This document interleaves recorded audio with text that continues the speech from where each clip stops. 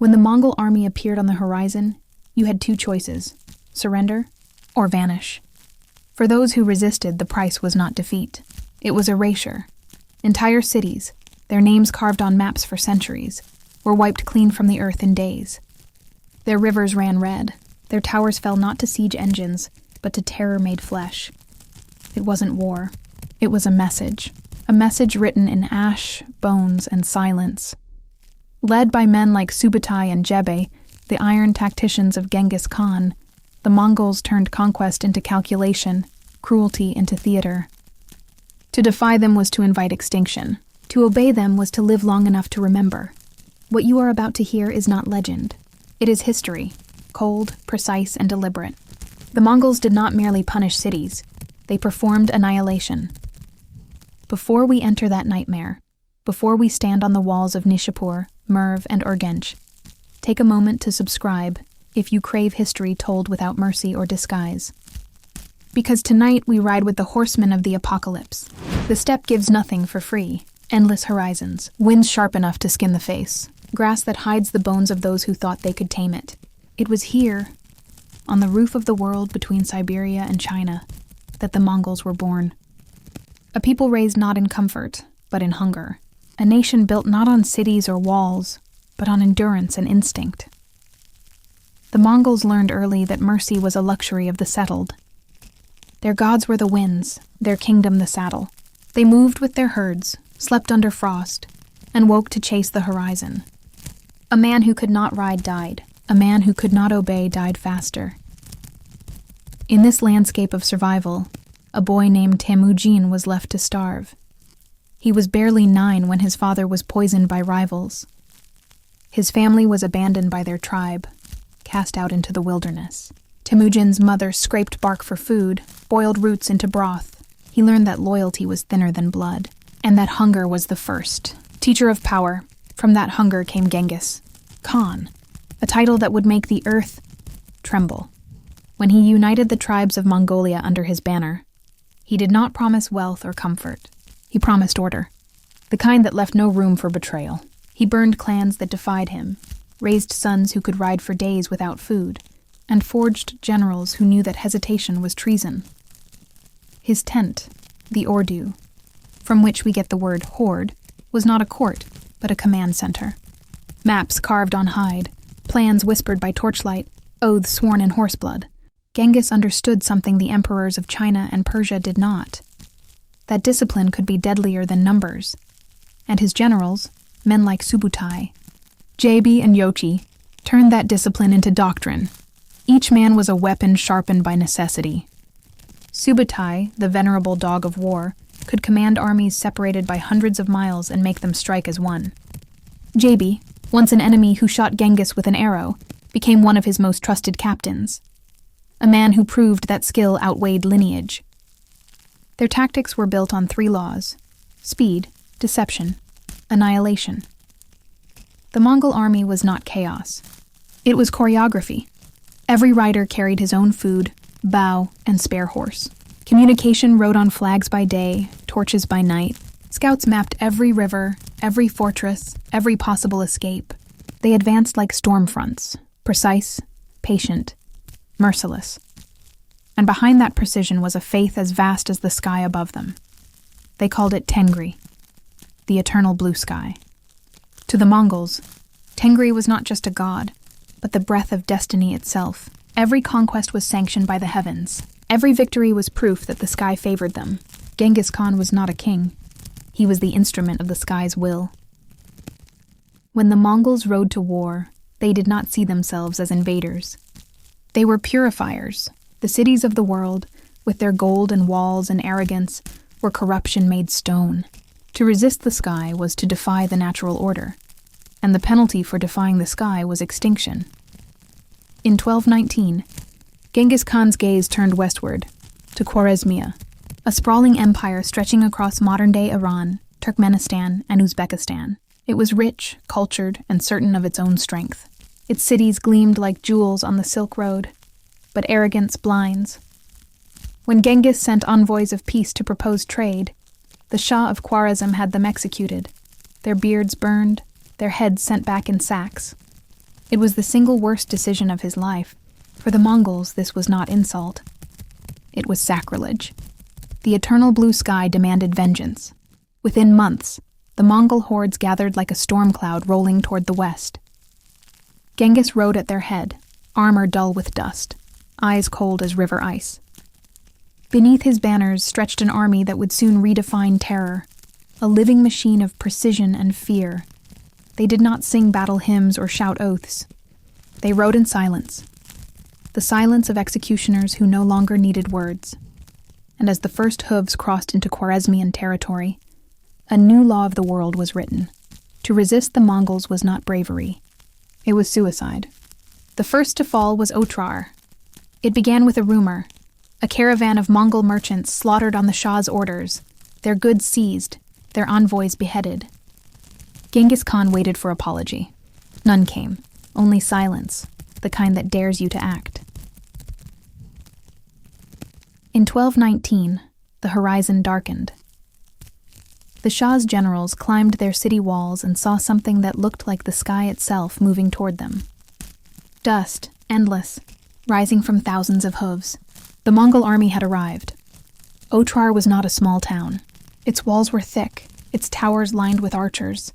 The people believed they could endure a siege. They didn't understand what was coming. The Mongols surrounded the city, not in frenzy, but in order. Engineers built earthen ramps. Archers positioned themselves in rows so perfect they looked carved from the earth. Siege engines, taken from Chinese campaigns years before, were assembled with mechanical precision.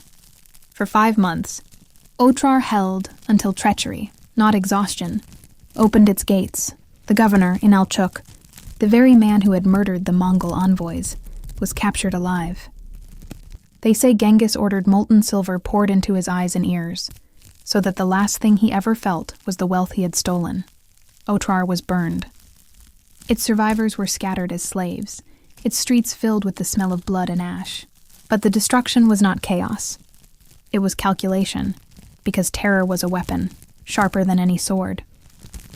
When word reached the next city, Bukhara, its rulers debated whether to fight or submit. The imam insisted the walls would hold. "God is with us," he told them. The Mongols arrived 3 weeks later. They didn't waste arrows. They burned the fields first. The smoke choked the defenders before the battle even began. When the gates finally opened, Genghis Khan himself rode into the great mosque, dismounted, and climbed the pulpit. With the Quran beneath his boots, he addressed the terrified crowd. "If you had not committed great sins," he said, "God would not have sent a punishment like me upon you." The words echoed against the marble columns, half prophecy, half sentence. Bukhara's wealth was stripped, its scholars executed. The city that had been a jewel of Islamic learning became a warning carved in flame. The survivors who fled carried more than stories. They carried fear. And fear travels faster than any army. By the time the Mongols reached Samarkand, resistance had already begun to rot from within. The Shah gathered an army of 100,000, soldiers, mercenaries, slaves. But loyalty cannot be bought when survival is the currency. The Mongols divided their forces, surrounding the city like a tightening noose. For every defender, 10 civilians hid behind the walls, women, children, merchants, all waiting for mercy that would not come. When Samarkand fell, it was not to siege but to surrender. The gates opened. The defenders laid down their arms, and still the Mongols killed them. Their discipline was horrifying in its restraint. They spared only the artisans, builders, smiths, scribes, those who could serve the empire. Everyone else vanished. The city's towers were torn down brick by brick. Genghis Khan understood something emperors often forget. To rule by fear, one must demonstrate it. After Samarkand, no city resisted willingly again. The Shah fled west, abandoning his people to their fate. He would die alone on an island in the Caspian Sea, hunted, starved, and forgotten. But the world would remember the lesson his arrogance had written in blood. The Mongols moved like locusts, but with a scientist's precision. They didn't merely destroy, they repurposed. Skilled workers were captured and reassigned. Roads were cleared for supply lines. Caravans began to move again, carrying tribute instead of trade. Behind them, they left ruins so thorough that even their ghosts had no shelter. And always, the same message was carved into the ashes: submit and live. Resist and be erased. When they reached the gates of Merv, one of the largest cities in the Islamic world, its people believed the stories must be exaggeration. How could even Mongols kill so many? They would learn. It is said that Merv surrendered without a fight, yet the general Tolui, Genghis Khan's son, ordered every soul within to be counted and executed. A task so vast that soldiers were assigned batches of civilians to kill, 50 at a time, until the ground itself became a weapon of suffocation. Chroniclers claimed 700,000 perished. Even if the number is myth, the horror is not. When the slaughter ended, the city was gone, not conquered, but unmade. Wells were filled with corpses. Gardens turned to swamps of decay. And over it all, silence returned. The silence of judgment. To the Mongols, this was not cruelty. It was logic. If one city burned, 10 others would kneel. And those that knelt were absorbed, their lives spared, their taxes paid in peace. It was efficiency, masquerading as apocalypse. The world was beginning to understand. The Mongols were not men of conquest. They were instruments of consequence. And for one city yet to come, Nishapur, that consequence would reach its most horrific perfection. By the spring of 1221, the ground of Central Asia was already soaked in memory. Cities that had once glimmered along the Silk Road now stood silent, blackened skeletons beneath a sky gone pale with smoke. But still, some believed the Mongols could be resisted. The city of Nishapur was one of them, proud, prosperous, and defiant. Its scholars filled the libraries, its craftsmen traded silk and turquoise, and its poets sang of Persian pride. They said the Mongols were demons, not men, and demons could be driven back by faith. They were wrong. The Mongol prince Tokhchar, son-in-law to Genghis Khan, led the first assault.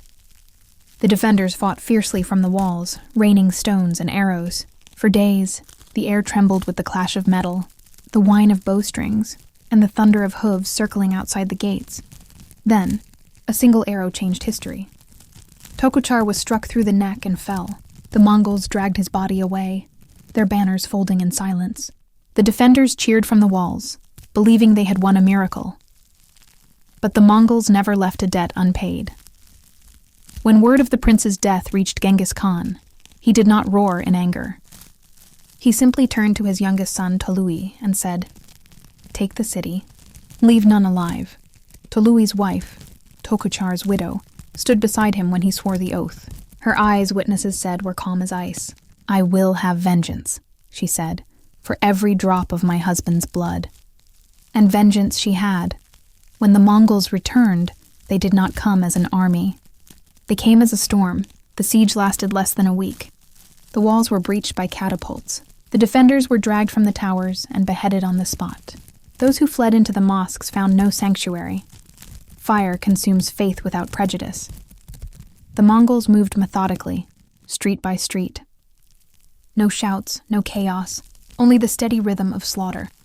They brought the survivors into the square and divided them into groups: men, women, children, animals. No distinctions of class or birth, no exceptions for rank. Then, as the sun rose, they began the executions. Every Mongol soldier was ordered to kill a fixed number of captives. Some say 200, some say 300, until the city's population was gone. They did not use swords. Swords dull quickly. Instead, they used ropes, axes, stones, whatever the earth provided. When the killing ended, the Mongols returned to their camps in silence. The widowed princess entered the ruins. Her husband's bones were brought before her, and in the madness of grief, she ordered one final command: that the skulls of Nishapur's dead be stacked into pyramids so high that even the birds would remember. Chroniclers claimed 1.7 million people were killed that week. Historians today know the number is impossible, yet even if it was a fraction, it was still enough to make the rivers run red for days. The city that had once been called the Garden of the East became a wasteland. Its gardens burned, its libraries turned to ash. A poet later wrote, Where once the call to prayer rose like light, now only the wind chants for the dead.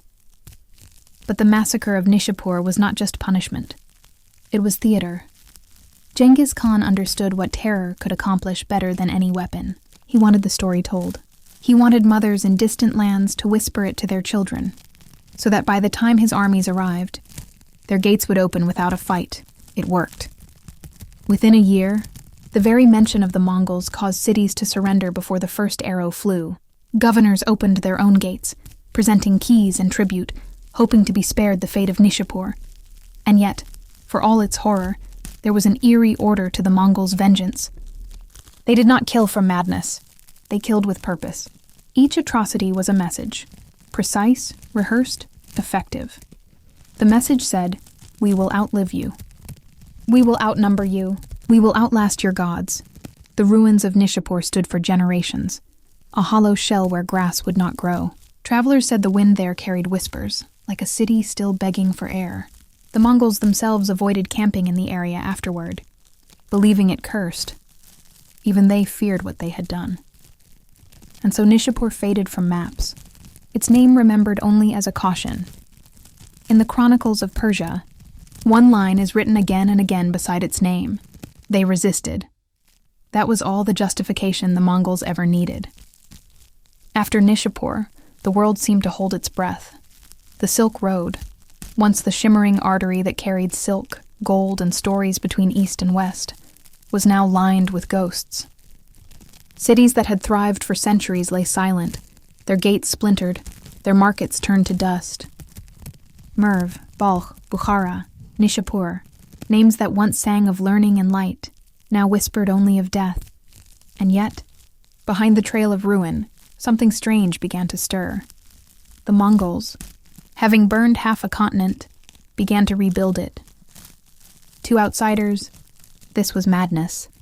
How could the same hands that destroyed also create? But to Genghis Khan and his generals, destruction had always been the prelude to order.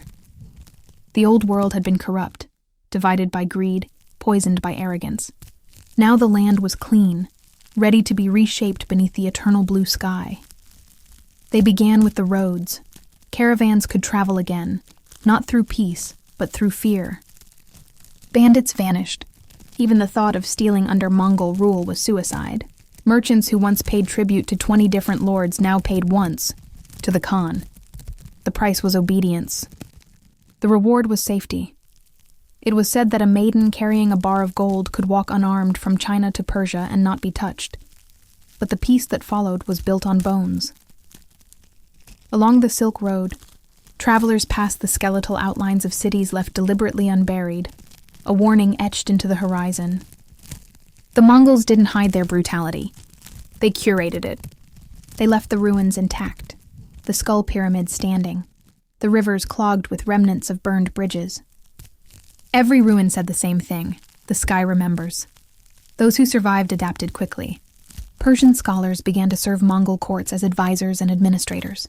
Chinese engineers rebuilt irrigation canals for new Mongol cities. Even conquered generals were absorbed, their loyalty purchased through fear and favor. And in this grim equilibrium, an empire was born. The largest continuous land empire in human history. The Pax Mongolica. Historians would later call it the Mongol Peace, a phrase soaked in irony. Under this grim stability, the Silk Road roared back to life. Trade thrived, ideas spread, and distant civilizations touched hands for the first time. Paper, gunpowder, printing, and disease. All flowed across the arteries the Mongols had opened with the sword. But for those who remembered, the peace felt haunted. In the city of Herat, survivors told their children to whisper when the wind rose, lest it carry their words to the Mongols. In Merv, mothers poured water on the earth before planting seeds, an offering to the thousands buried below. Even the air seemed marked by the memory of smoke. The Mongols themselves believed the spirits of the slaughtered clung to the steppe winds. They carried charms carved from bone, muttering prayers to Tengri for forgiveness. They knew that what they had built was paved with souls, yet Genghis Khan showed no doubt. To him, the destruction was not cruelty, it was destiny. "I am the punishment of God," he was said to have declared. "If you had not committed great sins, God would not have sent a punishment like me upon you." He believed the empire was heaven's design, and that his duty was not to spare, but to conquer. When Genghis died in 1227, somewhere in the mountains near the Yellow River, the empire he forged was already stretching from the Pacific Ocean to the Caspian Sea. His death was kept secret for months. His soldiers slaughtered anyone who crossed their path on the funeral march, ensuring the earth itself swallowed his grave. Even in death, he demanded silence. The generals continued his work.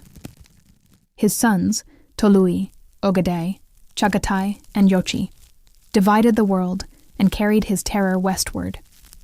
Europe trembled, Kiev fell, Hungary burned. By the mid-13th century, the Mongols stood at the edges of Christendom, their riders silhouetted against the setting sun. And always, they carried with them the lesson of Nishapur. Resistance meant extinction. In Persia, poets began to weave lamentation into prophecy. The great Rumi wrote of fire and renewal, of chaos birthing truth. "The wound," he said, "is the place where the light enters you." Perhaps he was right. Because through the ruins, new cultures were forming. Mongol, Persian, Chinese, Arab, blended into something vast and unrecognizable. The empire of the horsemen became the empire of exchange. Letters from Europe reached China for the first time. Paper money replaced gold. Diplomats crossed deserts that no army dared patrol. The Mongols had rewritten the geography of fear. And from that fear, a strange kind of order emerged. But order built on terror has a heartbeat of its own. It slows, then stops. In the decades that followed, the children of those who had surrendered began to question their masters. The Mongol grip weakened. The generals aged. The same logic that had built the empire, absolute fear, began to corrode it from within. When the terror fades, what remains? Ashes, roads, trade, myths, and an empire whose ghost still whispered under the same eternal sky. Centuries have passed since the last Mongol horse drank from the rivers of Persia, but the echoes of their hooves never stopped. They still resound through the way we tell stories about power, about what it means to rule, to destroy, to survive. The Mongols did not invent terror as a weapon, but they perfected it. They turned it from instinct into architecture. To them, fear was not madness. It was mathematics, a calculation with predictable results. When Genghis Khan's successors looked out across their vast empire, they saw not blood, but order. A world subdued by the memory of pain. Cities bowed before their shadows. Tribes offered tribute before a word was spoken. Diplomats trembled as they presented gifts. Knowing a wrong phrase could end an entire lineage, fear had become a form of currency. And the Mongols spent it lavishly. Their emissaries carried sealed tablets of authority, paisa, that could command obedience in any corner of the empire. A messenger wearing the Khan's symbol could ride from China to the Black Sea without being stopped. Entire regions moved aside for them. Roads cleared. Markets silenced. And so, even after the killing stopped, the fear remained, living in rumor, in architecture, in the bones of the conquered. In the centuries that followed, the Mongol legacy divided historians like a blade. Some saw them as savages, destroyers who erased civilizations and turned cities to ash. Others saw them as architects of global unity, the people who built the first truly connected world. Both are true. The Mongols opened roads that had been closed for centuries. They established courier systems, standardized measurements, and connected empires that had never spoken before. Knowledge crossed borders with them. Maps, medicine, mathematics. Marco Polo's journey would have been impossible without their empire. So would the exchange that birthed the Renaissance. But beneath the achievements lay a truth the Mongols never denied. Everything they built was born from fear. They believed peace could be enforced only when the memory of resistance was unbearable. They didn't crave blood, they craved obedience. To them, mercy invited rebellion. Terror prevented it. It was a philosophy written in smoke, and still studied by kings and tyrants centuries later. When you look at the chronicles of later conquerors, Timur, Ivan the Terrible, even the architects of modern war, you find the Mongols' reflection staring back. Each learned that spectacle magnifies power, that a single massacre can do what 100 battles cannot. The Mongols taught the world that violence can be language, and humanity has been fluent ever since. Yet their empire did not survive eternity. Like all built on fear, it fractured the moment the hand of its maker stilled. Rival khans warred among themselves. Provinces broke away. The unity that had once terrified the world crumbled beneath greed and distance. But even in collapse, their myth endured. In Russia, mothers warned their children to behave, lest the Tatars return. In Persia, poets turned them into agents of divine wrath. In Europe, monks whispered that the Mongols were God's punishment for sin. In China, emperors studied their military systems for centuries to come. Fear became memory. Memory became legend. Legend became history. And still, the lesson survives, though few dare to speak it aloud. That civilization is fragile. That walls and faith and pride are illusions until tested. That under the right sky, a single order, a single army, can erase entire worlds. The Mongols didn't just conquer cities. They conquered the imagination. They showed the world that no empire is too sacred to burn. And in doing so, they forced humanity to confront a darker truth, that sometimes fear is more powerful than faith. Yet even here, there is a kind of beauty. Because from the ashes of their conquests rose new languages, new roads, new ideas, threads of connection spun across continents. What they destroyed, others rebuilt. What they silenced, others sang louder. The Silk Road they stained with blood became the same road that carried poetry, art, and science westward. History is never one color. The Mongols were not simply demons in armor. They were a mirror, reflecting both the savagery and the resilience of mankind. Today, travelers walk through the ruins of Merv and Nishapur, tracing outlines of streets long vanished. The wind hums across the sand, carrying the same sound that Mongol horses once made as they thundered through smoke and prayer. The bones are gone, but the warning remains. Power without restraint becomes a plague. Fear without mercy becomes a god. And yet, beneath all of it, the ruins, the legends, the horror, there is still the whisper of the steppe, the same vast silence under the eternal blue sky. It asks no forgiveness. It promises no comfort. It simply endures, as all empires do, until they don't.